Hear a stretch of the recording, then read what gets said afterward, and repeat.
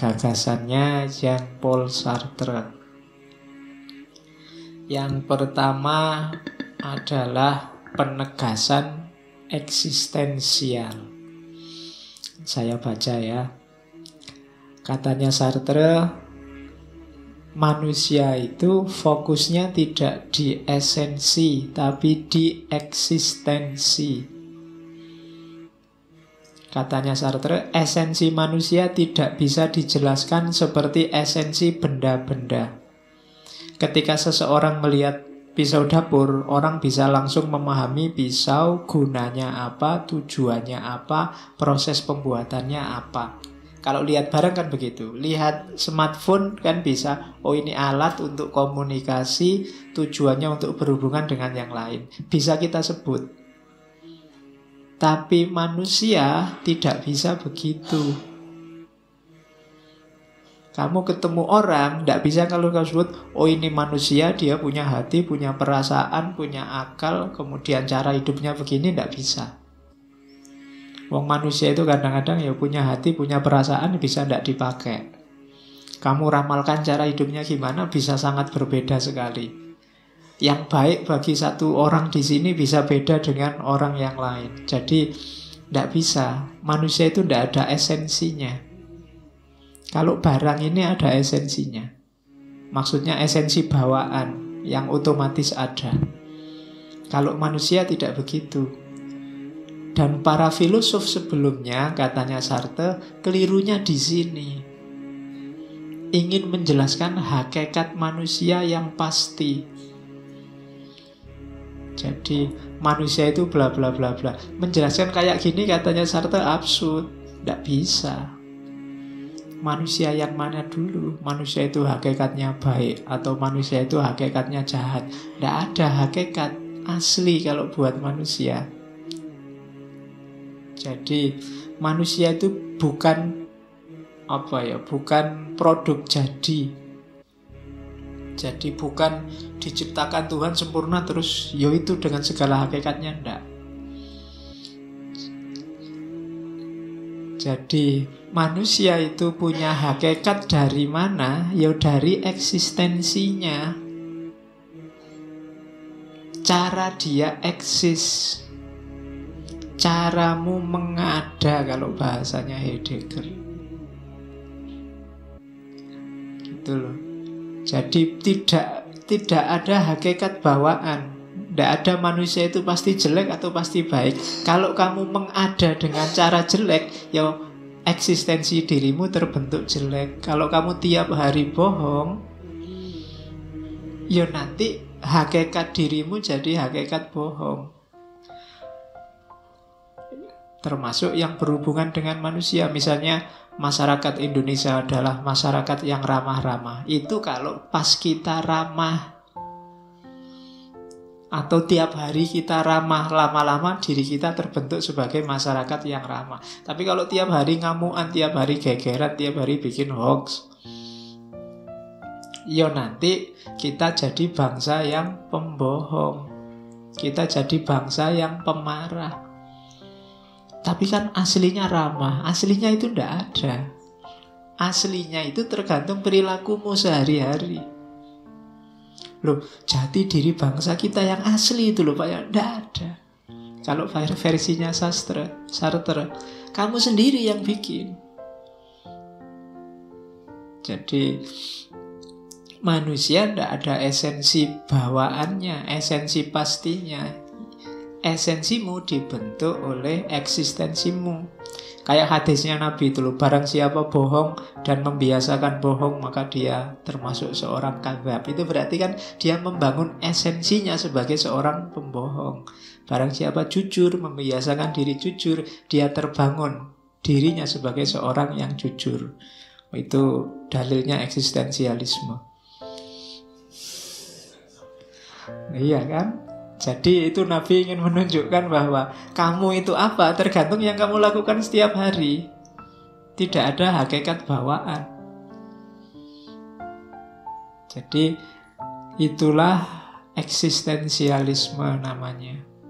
Jadi kita tidak membawa nilai diri kita sudah jadi, tapi dia dibentuk oleh perilaku kita sehari-hari.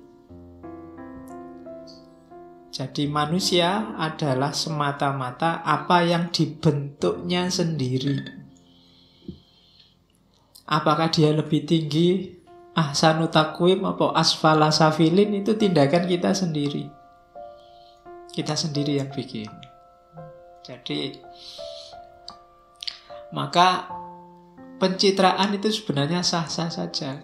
Saya Pak bantu orang lain itu hanya pencitraan, tidak apa-apa, wis bantu aja terus. Lama-lama membentuk dirimu sebagai orang yang suka membantu. Mending kamu nyumbang tapi pencitraan daripada tidak nyumbang tapi ngeritik yang nyumbang. Sekarang kan gitu.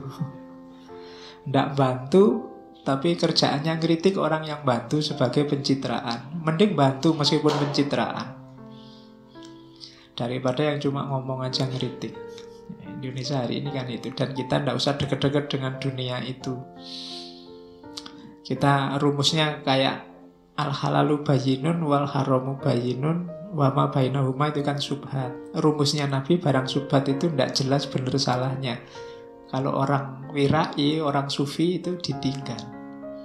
Maka tinggalkanlah segala yang tidak jelas. Karena saya khawatirnya hari ini kan berita bohong itu luar biasa. Yang ditangkap 1-2, tapi sebenarnya kan banyak sekali. Saya khawatirnya lama-lama kita tidak percaya lagi dengan berita. Padahal mungkin berita itu benar. Sekarang yang benar pun kita ragukan. Kenapa? Karena yang lain bohong semua. Itu sama kayak ceritanya Upin Ipin itu kan, waktu ada penggembala nungguin kambingnya, terus dia bosen, pura-pura ada serigala teriak-teriak. Orang datang, alah saya bohong kok. Nanti gitu lagi, lama-lama orang tidak percaya sudah. Serigalanya datang beneran, dia teriak-teriak, tidak ada yang datang. Dan akhirnya kambingnya habis. Mungkin kita bisa sampai ke titik itu nanti, sampai berita-berita yang benar sekalipun orang tidak percaya, sehingga pada akhirnya kambing kita benar-benar habis. Jadi mungkin ada yang bikin skenario semacam ini, mungkin yang punya kepentingan untuk menghabiskan kambing kita. Makanya teman-teman hati-hati nyebar. Kita itu kan kalau ada berita yang nyerang kelompok yang kita tidak sukai, cepat-cepat kita share. Tidak peduli itu bohong apa enggak. Rumusnya kan sesederhana itu, makanya hati-hati. Kalau belum jelas benar, apakah itu benar apa salah, kalau dalam agama rumusnya dia masih syubhat. Syubhat itu orang yang baik ditinggalkan karena masih tidak jelas. Orang yang hati-hati ditinggalkan. Jadi tinggalkan yang syubhat-syubhat. Kalau ada berita apapun kamu belum yakin benar, simpan dulu sampai kebenarannya terbukti. Kalau mau berbagi silahkan berbagi. Karena kalau tidak, nanti masyarakat tidak percaya dengan namanya berita dari manapun sumbernya. Sekarang kan dari ustadz, dari kiai aja kadang-kadang kan kamu bantah. Apalagi ustadz yang tidak kamu sukai, mesti salah wis. Yang kamu sukai hanya ustadz yang kamu idolakan. Meskipun yang kamu idolakan ngomong jelek, kamu carikan argumen biar dia tetap benar. Akhirnya sekarang tidak karu-karuan, bolak-balik tidak karu-karuan, kamu bingung sendiri. Susah sekali memetakan persoalan level-levelnya. Apakah ini level benar salah, atau baik buruk, atau sekedar pantas dan tidak pantas. Ada sebenarnya hanya level estetik, kamu naikkan dia ke level benar salah. Atau sebenarnya ini urusan etik, baik atau buruk, yang sifatnya kontekstual, tapi kamu anggap ini urusan benar salah. Yang benar atau salah kamu anggap hanya estetik, hanya urusan pantas dan tidak pantas. Oh ini bolak-balik tidak karu-karuan. Maka kamu hati-hati. rumusnya agama menjauh. Kenapa? Menyangkut eksistensi kita. Tidak ada gunanya kamu merasa saya ini sudah orang baik, Pak, Muslim sejati, syahadat sejak kecil, sholat tidak pernah putus.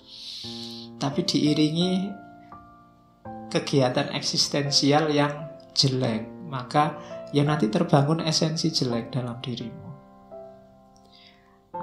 Ini teorinya Sartre ini bisa sampai ke sana.